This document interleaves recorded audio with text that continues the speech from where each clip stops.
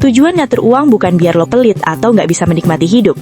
Justru sebaliknya, biar lo bisa menikmati hidup tanpa rasa cemas. Bayangin, akhir bulan lo masih punya sisa. Bukan cuma sisa tenaga, tapi juga sisa saldo.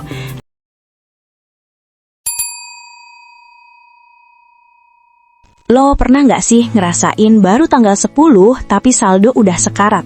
Notifikasi mobile banking masuk bukan bikin senyum, malah bikin deg-degan. Gaji yang kemarin terasa gede, tiba-tiba kayak cuma numpang lewat doang. Pertanyaannya, kemana perginya uang itu?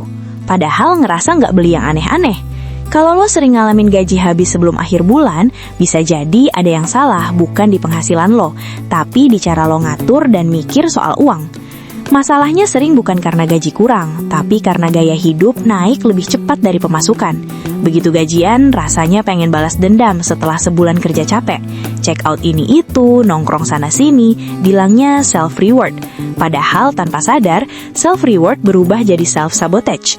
Uang yang harusnya bisa bikin lo tenang sampai akhir bulan, malah habis buat hal yang sebenarnya bisa ditunda.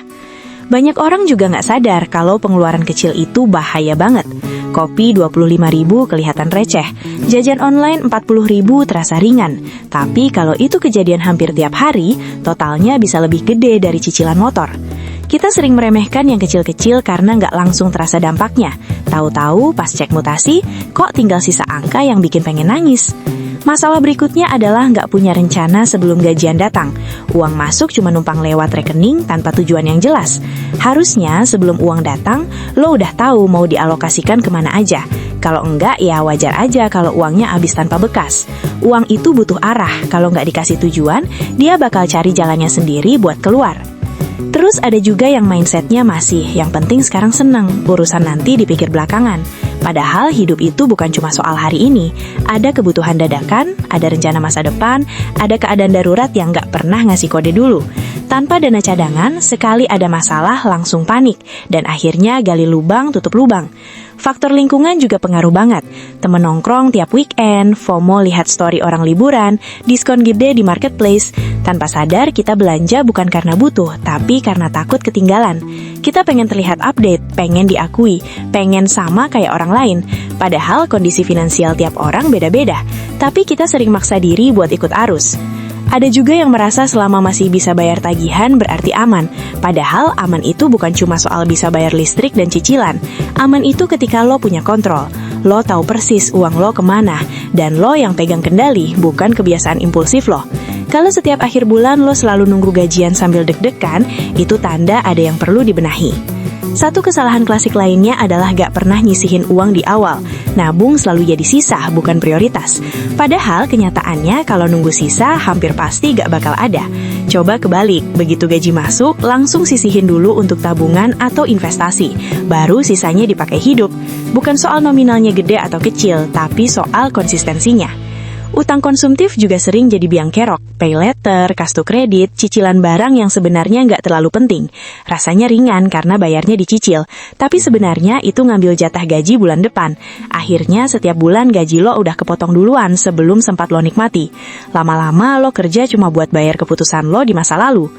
Kadang kita juga terlalu gengsi buat hidup sesuai kemampuan. Gaji UMR tapi gaya hidup eksekutif. Nongkrong harus di tempat hits, outfit harus branded, gadget harus paling baru. Padahal gak ada yang maksa. Itu cuma standar yang kita ciptakan sendiri biar kelihatan keren. Ironisnya, demi terlihat sukses, kita malah makin jauh dari kondisi finansial yang sehat. Hal lain yang jarang disadari adalah gak pernah evaluasi pengeluaran. Kita jarang banget duduk sebentar buat ngecek, sebulan ini uang habis buat apa aja. Padahal dari situ lo bisa lihat pola, mana yang penting, mana yang cuma kebiasaan tanpa makna. Tanpa evaluasi, lo bakal ngulang kesalahan yang sama tiap bulan dan heran kenapa hasilnya nggak pernah berubah. Kabar baiknya, kondisi ini bisa diubah. Lo nggak harus langsung jadi ahli finansial atau punya gaji 2 digit.